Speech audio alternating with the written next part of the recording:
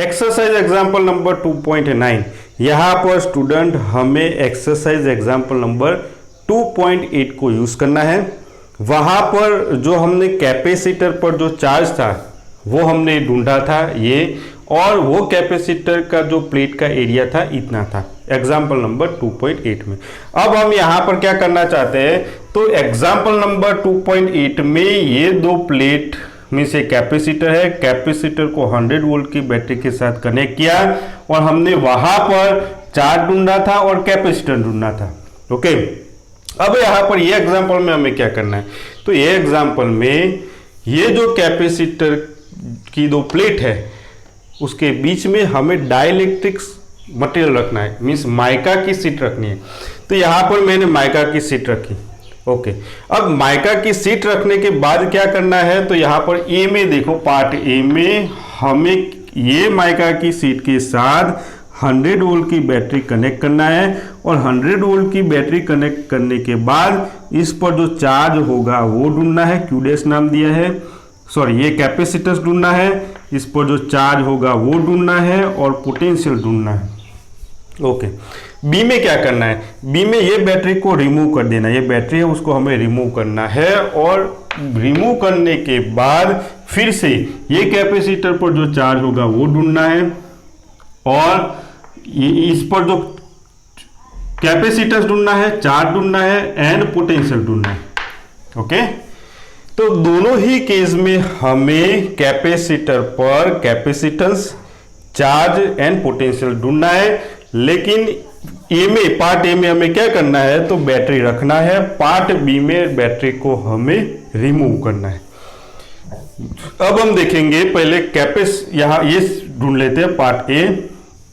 पहले तो हमारे पास कैपेसिटेंस ढूंढना है, तो कैपेसिटेंस के लिए कौन सी फॉर्मूला यूज करेंगे, तो सी डैश नाम दिया इसलिए C dash is equal to epsilon A divided by D. अब एप्सिलॉन मैंने क्यों लिखा स्टूडेंट यहाँ पर, क्योंकि यहाँ पर दो प्लेट के बीच में मीडियम है। अगर मीडियम होता है तो आपको एप्सिलॉन लिखना पड़ेगा, परमिटिविटी। अब epsilon by epsilon naught is equal to K होता है, ये रिलेशन हमें पता है, epsilon is equal to epsilon naught into K, ये वैल्यू हम यहाँ पर रखेंगे, तो C dash is equal to epsilon naught K A divided by D. Okay, अब स्टूडेंट ये वैल्यू सारी पता है आपको। एप्सिलॉन नॉट कितना होता है, 8.85 इंटू 10⁻², ये कितना होता है, ये 6 होता है। एरिया कितना है, तो वो हम 2.8 एग्जाम्पल से ली है वैल्यू उसकी, तो 6 इंटू 10⁻³ डिवाइडेड बाय सेपरेशन, दो प्लेट के बीच का सेपरेशन यहाँ पर 3 mm, तो डी कितना है यहाँ पर 3 mm,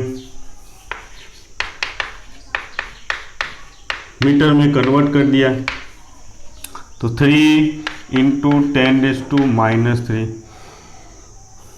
ये कट हो जाएगा, यहाँ पर 2 बचेगा और इसके साथ 12, 6 इंटू 2 12 और ये मल्टीप्लाई होगा तो अप्रोक्सीमेटली हमें आंसर मिलेगा 106 इंटू 10⁻12 फेराड। तो डाइलेक्ट्रिक स्लैब हम रखते हैं तो कैपेसिटेंस कितना हो जाता है, इतना। अब स्टूडेंट देखो, ये एग्जाम्पल से मैं एग्जाम्पल पढ़ा रहा हूं। देखो, अगर आप डाइलेक्ट्रिक स्लैब रखते हो और बैटरी कनेक्ट करते हो, या तो बैटरी कनेक्ट नहीं करते हो, स्लैब तो है लेकिन बैटरी कनेक्ट नहीं करते हो, दोनों ही केस में कैपेसिटेंस सेम रहता है। ओके, बैटरी कनेक्ट करो या ना करो, तो यही वैल्यू इसके लिए हो जाएगी सी डैश। तो इसके लिए C dash is equal to 106 into 10⁻12 farad. Okay, अब हमें क्या ढूंढना है, तो इसका चार्ज ढूंढना है, तो चार्ज ढूंढ लेते हैं। चार्ज कितना होगा, तो Q dash is equal to, हमें पता है Q is equal to C V, तो सी डैश इंटू कितने वोल्ट की 100 वोल्ट का पोटेंशियल है, तो यहाँ पर 106 इंटू 10⁻12 इंटू 100, तो ये हो जाएगा 106 इंटू 10⁻⁻10 कूलम्ब।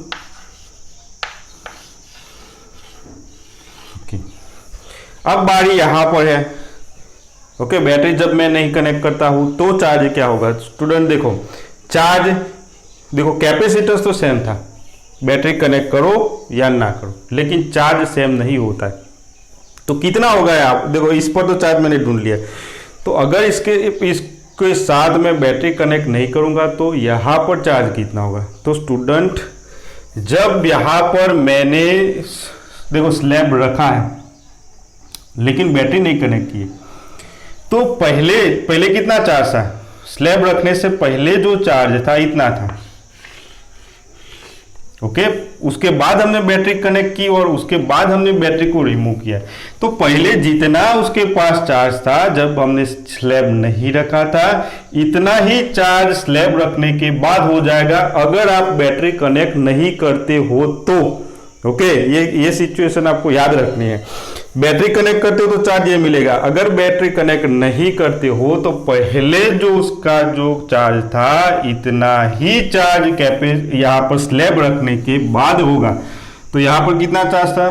तो Q is equal to 17.7 into 10⁻⁻10 coulomb.